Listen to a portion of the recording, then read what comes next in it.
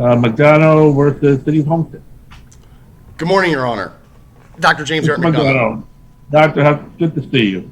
Mr. Zeskind, good to see you as well. Good morning, Your Honor. Good to see you as well. I've read your motion. I've read the response. Is there something we can work out here?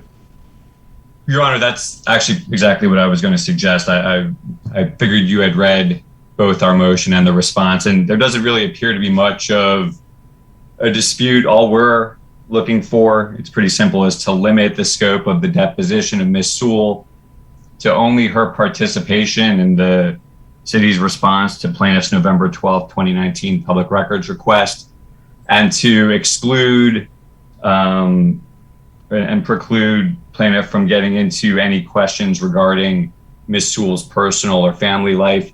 I understand from plaintiff's response that he's not interested in going beyond those parameters. So if we can enter an order that limits the scope of the deposition to that, then I think we'll be in good shape.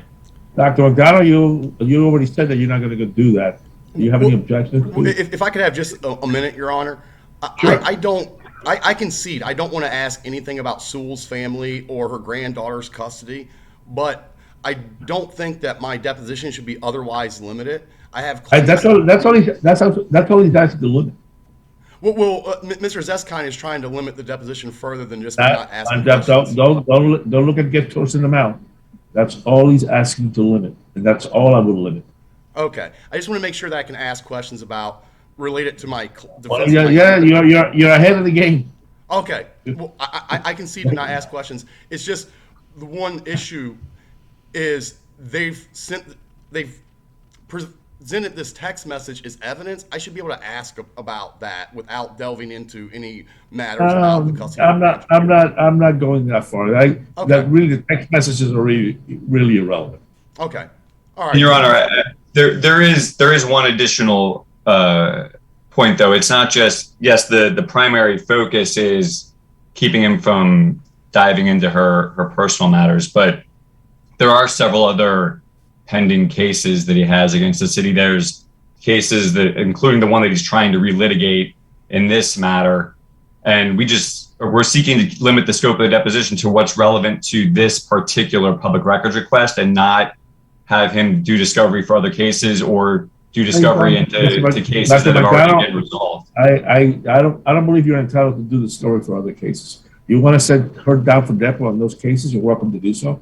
I suspect, I don't know who's the judge in those cases, but I think you should limit your question to this particular case.